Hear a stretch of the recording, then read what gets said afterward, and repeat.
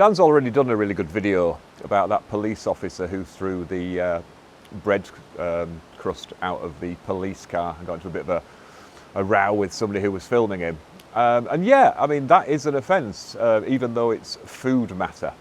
People have been prosecuted for sort of throwing apple cores out of cars. I must confess, when I'm out and about in the sticks, I do actually, put my old apple cores in the hedgerows, keep the insects happy because we need the pollinators. But bread you have to be careful with because, hedgehogs, it's really bad for them. It's also actually really, really bad for birds because they just bulk up on it and they don't get all the nutrients they need. You're better off just giving them seeds and things. So when people are saying, oh, well, they're just feeding the animals, it's not always good for them. Also, people have pointed out it can attract vermin, although I don't even like the word vermin because, there's no such thing as an unwanted animal or an animal in the wrong place. The road does not go through, the deer did not cross the road crossed the forest and all that. But it just allows me to do one of my tales from the bar, actually, because I have experience of this. As people may know, I used to do a lot of courts-martial work, and I was at a particular courts-martial venue. And the great thing about courts-martial stuff is they just feed you really well. I might stick a little anecdote on the end about that. So I was just, outside eating a sandwich, and I was throwing the bread for the birds. And I got really told off for that because it transpired there was a standing order not to leave food waste around because they had converted what used to be the car park into a helipad. And I got people going, do you know how much we spend on trying to keep birds away from, because birds and aircraft is a really bad mix. I mean, go, no, it's a really bad thing for the aircraft. It's even worse for the birds. But I could see their point of view. I mean, my argument was they should have put signs up and they were going, there's a big 20-foot H in the middle of the landing spot, the helipad. And it's like, yeah, but you can't see it from the ground, can you? You can only see it from the air. But that was actually, the irony was, that was literally a court-martial offence, but luckily they decided to let me off on the grounds of idiocy. And I did run out and pick everything up. I did learn my lesson. I didn't get into a big row with somebody filming me. This was in the days before people filmed.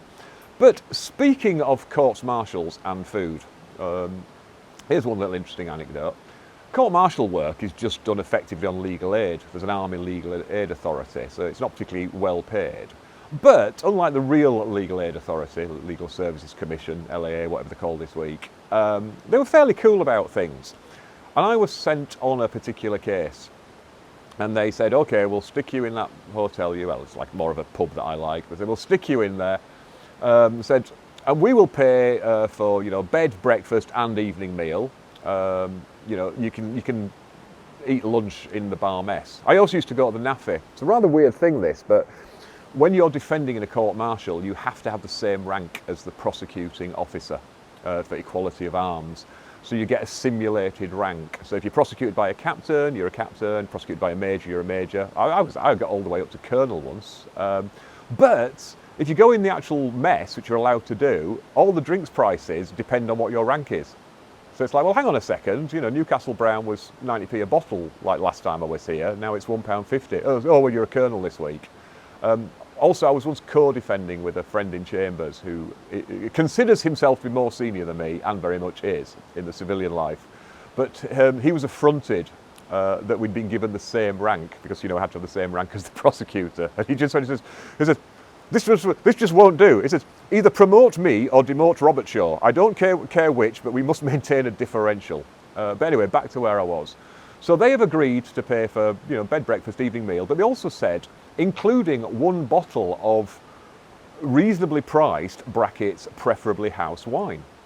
So anyway, I duly went off and did the court-martial. I can't remember the result. But when I submitted the bill, they came back with a query. And they said, well, hang on, we notice here that for the first 2 nights, you are drinking wine at something like £12 a bottle, but for the rest of the time you're there, you're drinking at £15 a bottle. Please explain. So I wrote my little note. I said, well, as directed, I ordered the house wine, which came in a carafe, and it was really nice. So on the second night, I actually asked and said, oh, I might get some of this. Can I just see what it is? So they brought the bottle out to me, and it was an Argentine wine. and on the label it had a map of Argentina, including Islas Malvinas. Now, they'd put me up in the same accommodation as a load of guys from the parachute regiment. And I said, if the guys from the parachute regiment had seen me drinking this, then I would probably be down the infirmary having this bottle surgically removed. So I switched to a Chilean wine, but that was more expensive. And the great thing about the Army Legal Services Authority is they went, oh yeah, okay, that makes sense. And they just allowed it. So there you go, another anecdote. If you liked that or found it vaguely interesting, please consider clicking the like button, subscribing and sharing.